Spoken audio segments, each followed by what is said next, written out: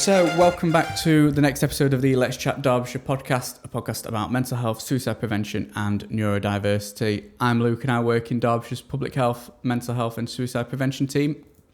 We hope you're doing well today, and we are joined by Lyndey. And today we're going to be talking about ADHD in women, amongst, I'm sure, many other things relating to that. If you're not already, don't forget to like and subscribe to the podcast. And if you can, do drop us a comment or share the podcast just to help it reach more people locally to us. So, Lyndey, you all right? I am, thank you. Good, lovely. So just to get us started, it'd be great just to hear how you're doing out of 10 today. So I think today I'm a 6 or a 7. Okay. And I'm going to elaborate on that later, but for now I'm just going to say I'm 6 no, maybe 7 out of 10 that's for good. now. That's still pretty strong though, to be fair. Probably about a 7 today as well. So yeah, good. no, I think that's pretty strong. Just so everyone, I guess, can get to know you a bit more. If you wouldn't mind, just, give an introduction to who you are, why you're here today, and a bit, of what we're going to be talking about. Sure. Well, I'm a newly diagnosed ADHD. I found out last December. Okay.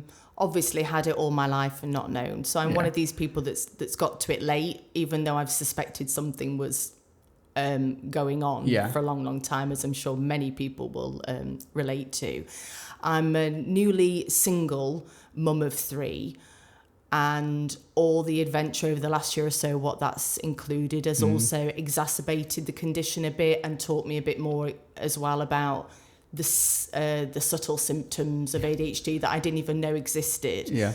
So it's been the last year or so has been a real journey, a real learning curve, but it's introduced me to a lot of really useful resources, such as the course that you and Meg were doing.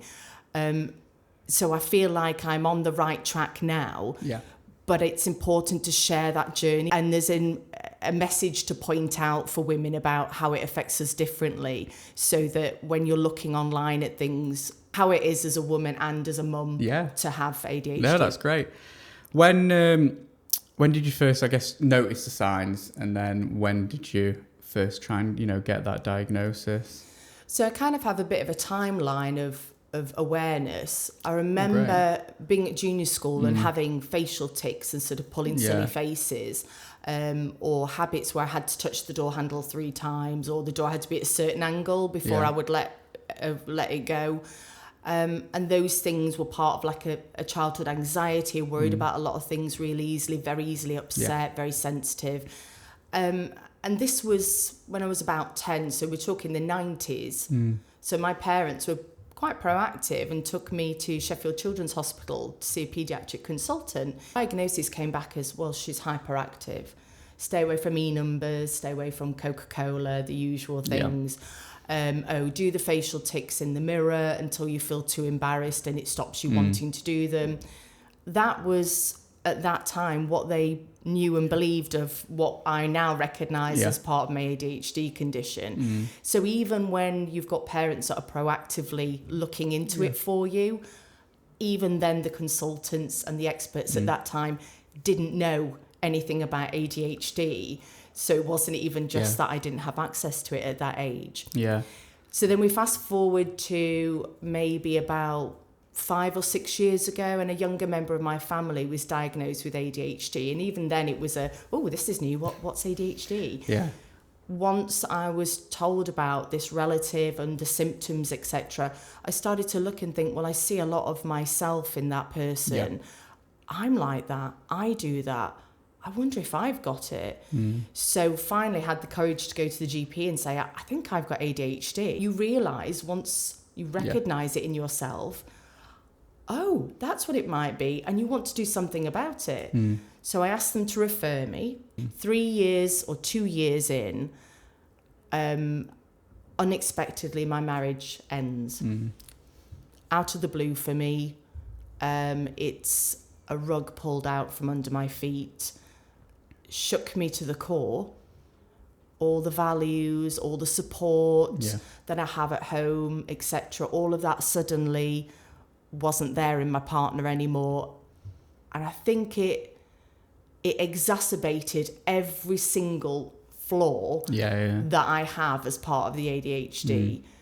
And it left me with absolutely nowhere to hide. Yeah. So I'd gone from trying to wait and trying to muddle through and continuing masking, do my best, knowing that eventually someone was going to see me, eventually I was going to get potentially assessed, to the point where I was so thrown by the whole situation that any coping mechanisms were completely gone. Yeah. And I was spiraling. I couldn't think, oh, right, this is what I need to do. This is what I can do. Yeah.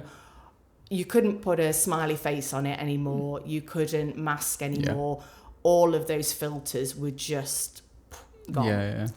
And I was really lucky. I had a lot of good family around me, but I went to some really dark places, as I know a lot of people do, with depression, anxiety attached to ADHD. Having 3 kids to look after, I think that was the one thing that kept me going. But even with that support, you know that they can't get inside your head and you can't escape your own mind, even if they're distracting you. And I think that's the most frightening part of the condition is. So I went back to the GP and I said, look, this has happened in my life. I'm really not coping. I've got no coping mechanism for this. I wasn't planning on this happening. Yeah. I think it was somebody there who mentioned, have you tried the NHS right to choose? Yeah. Absolutely no idea what that was at that time. Yeah.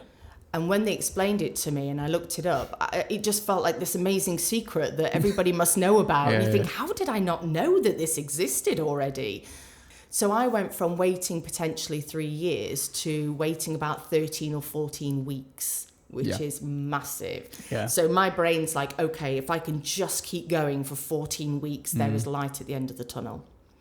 And then when I had the assessment, and she said, yeah, across the board, ADHD across the board, 100% textbook. Yeah. I mean, I burst into tears because I was so relieved that I could put a name to it. And I was so relieved that somebody believed me. Oh, wow. And I think there's that element of, I'm not broken. Yeah. I'm not just rubbish at life. I'm not just rubbish at socialising. I don't just get it wrong more often than other people. There's a reason why that's happening, and it's not necessarily my fault. It's my brain. I can't help it. That gives you this most amazing sense of relief and well-being. Yeah. And then as you start that journey then to look at, okay, now what are we going to do about it? That's when you start uncovering some of the really subtle parts of ADHD that nobody really tells you about. And you realise that it's a lot more complicated than just being hyperactive and overly talkative. Yeah, definitely. So, obviously through the experience and stuff, how did you look after your mental health, I guess, and made sure you didn't completely spiral out? Because it sounds like it was a real struggle for you, or was it just literally getting by day? Quite honestly, I think at the beginning, if I hadn't have had the family I had, and didn't have to get up for the kids, I think I would have probably gone downhill quite quickly. Because I think my core values and my trust was broken. A lot of the things that you fear about yourself, because I think when you have ADHD and autism, I think you struggle with low self-esteem because you feel like you're a lesser person because you've got this sort of mental handicap. So thinking that I'm worthy of love and that I'm accepted as I am and for who I am, when the person you're closest to then decides not to be with you anymore, there is that sense of rejection that you've always feared might come, but you hoped was just you overreacting and being oversensitive. And then to find that actually maybe you aren't good enough, that's basically hitting right at the core of your fears. And so you spiral because you think, well, I don't know how to be anybody else. I'm trying my best to be normal and do what I think I should be doing. And there is an element of relief as well when you finally stop trying to be that person because it takes an incredible amount of energy, and owning that you're not perfect, owning that you can't do everything, owning that some things that you feel you should be good at, you're not good at. Like for me, it's preparing a meal, cooking for my family. I have a real mental block of being able to cook. And for years I have felt extremely guilty. What kind of woman, a mother am I that can't cook for her children? What kind of person am I that doesn't enjoy making something fresh from scratch? And it's not that I don't want to do it, but I look at that fridge and the first thing is, whoa, I don't know where to start. You can buy me a supermarket full of food. It's not lack of resources. It's just that I don't know where to start. Yeah, completely overwhelming. If I have a straight menu to follow and it's what I've practiced, I can do it. Yeah. But it's that thinking out the box. For some people, that's really great and it's a relaxer. For me, the meal times are a massive stress. Yeah. And then when you've got kids, like most people have kids that won't eat stuff anyway, you put all that effort in and then they don't eat it. And then you've got massive rejection sensitivity that your food is not good enough as well. So that was a major thing for me. And I think when all of this kind of came tumbling down, it stripped all of that, pressed the reset button, and it went to, you've just got to survive now. That kind of stopped me trying to put on these sorts of airs and graces and masks because I didn't have the energy. No. I didn't have the energy to do that and to get up and get dressed and get the kids ready. But having my family there as well meant that they helped to make it so that the kids didn't really notice it as much. Because I didn't want them to be impacted by what I was going through until I could kind of get myself together and explain to them what had happened to me in a way that they would understand. And I didn't want them to be frightened by that. But I also didn't want to hide my mental health. Because I feared that if I put on a brave face and pretend that things don't hurt, what skills am I teaching them that sometimes life will happen to you in a way that you don't expect? And you're going to have to learn to cope with that and find a way to get through it and move on. So I guess before all of this, what was it like growing up? I don't know. Yeah, can you remember what it was like? Any challenges, and what mentally, I guess, was that just you thinking, well, I'm just being weird, or it's being odd, or how was it? I think that for everybody, there's an element of thinking, it's just me. I'm just a bit weird, a bit kooky, a bit strange. If you're a girl, there's probably that more expectation that you indulge voices, and you sit nicely, and you talk nice, and you don't interrupt people. And so I think there is a slight gender expectation there. And when you want to fit in with other girls, so you're kind of at a disadvantage socially when you're trying to interact with people, and you just keep berating yourself afterwards. I talked too much. I didn't ask about them. I interrupted them. I've bored them to death. I've overshared information they didn't need to hear. All of those things you don't know when you're in the moment, and then you go home and you digest the hell out of it. And you ruminate over it, and you will beat yourself up about that weeks, months later when you're feeling low. Why did I do that? Why couldn't I be that person that went, oh, that's lovely. I'm so interested to hear that. I liken it a bit to being like a drunk at a party. You talk too loud. You don't pick up on social cues of other people sort of.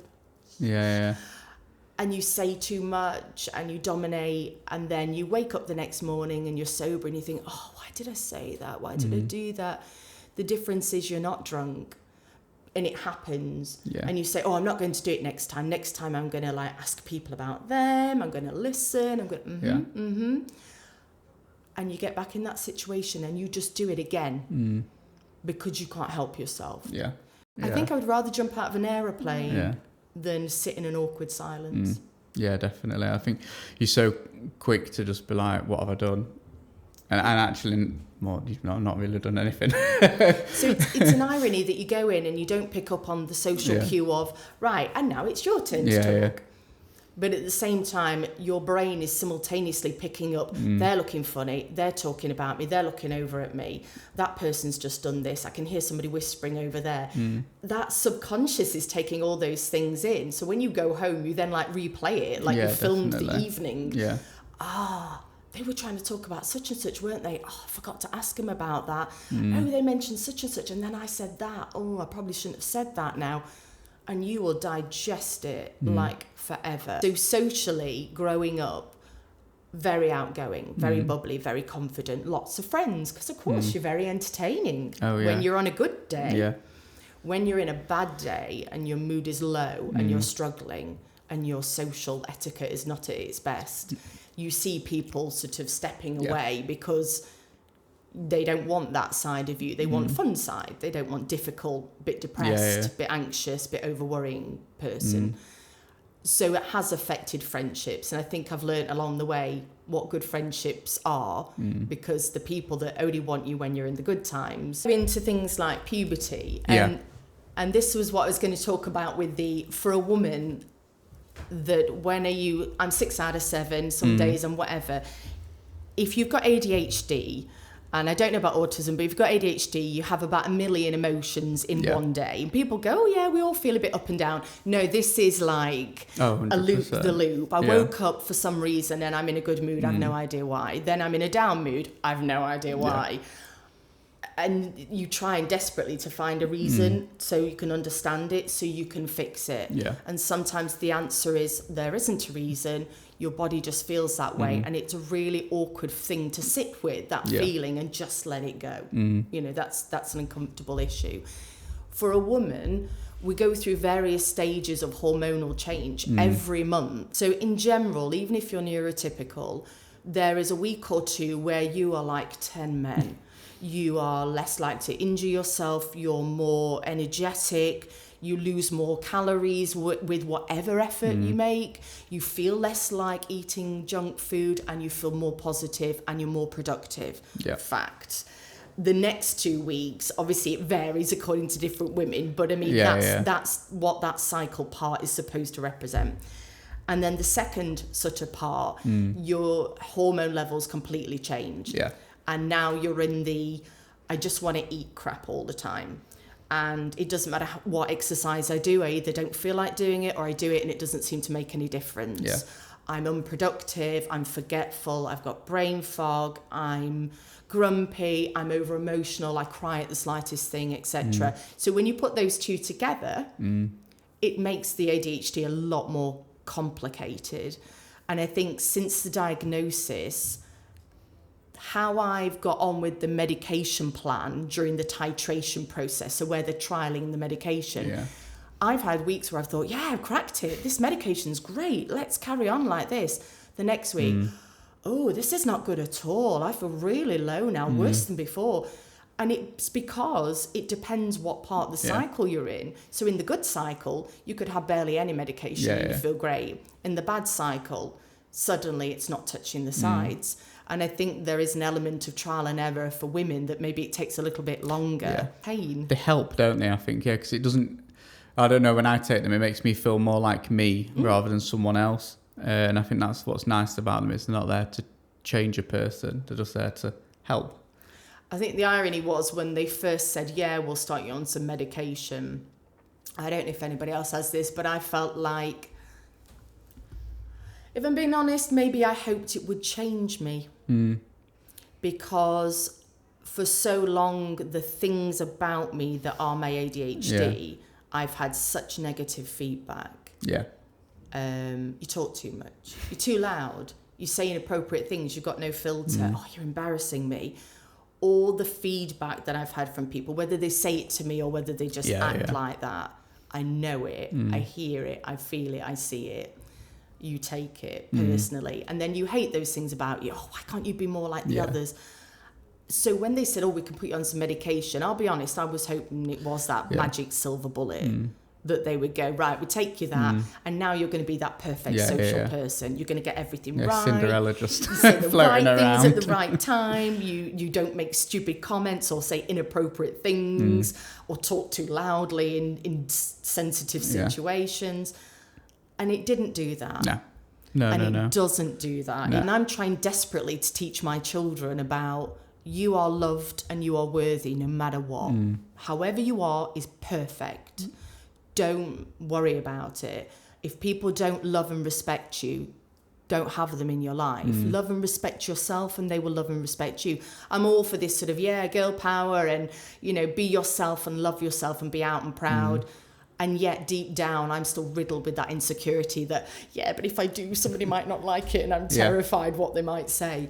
So it is a bit hypocritical, but I'm trying to believe that as well as telling it to my children. And we will always accept other people more than we accept ourselves. Definitely, yeah, definitely. it's one of those things, I think, naturally, whether you've got a condition or not. But I started the medication, and I've got now 6 months on to the point where the medication is as good as it's ever going to get. Okay. Yeah. It's not fixed everything, but it's as good as it's going to get. I was also learning a lot of subtle things, like I never realised this whole rejection sensitivity dysphoria was part of it. Yeah. Statistically about promiscuity, dopamine chasing, more risk taking in driving, maybe. Oh yeah. Finding it harder to keep a job or changing your mind more, etc. All those sorts of things that you are ashamed of yourself because you assume that means you're failing as a member of society. Yeah. You now realise that actually that's part of it. Whereas initially you just think ADHD means hyperactive, talking too much, thinking too much. And there are so many other facets. Yeah. And I think when you and Meg did your mental health course, some of the things you both candidly talked about were light bulb moments for me as well. And I like to think I'm pretty good at researching things once I know what I'm looking for. But even then, there were things that I never even associated that now make a lot of sense for me. Yeah. So you can never stop learning. I think that's why, stuff like this is so important because, there's no amount of research, I think, that can give the voice of, what people have been through, what you have been through, because not everyone's experience is the same. And I think when people do share their own experience, there's those light bulb moments for other people. And then, it does help, doesn't it? It's coming out of the dark a little bit as well. When people say, oh, me too, you're like, oh, thank goodness, it's not just me. You think that you're like an alien on this planet and that nobody else thinks the same and you don't say it out loud. I like the fact that social forums now are allowing people to get together and own it a bit more and say, oh, yeah, I get that. Thank you for everyone listening who's just listened to the first part. We're going to be doing a second part on this where we'll be discussing more around medication and how it's been since you've been diagnosed. That'll be released in about a fortnight. Thank you.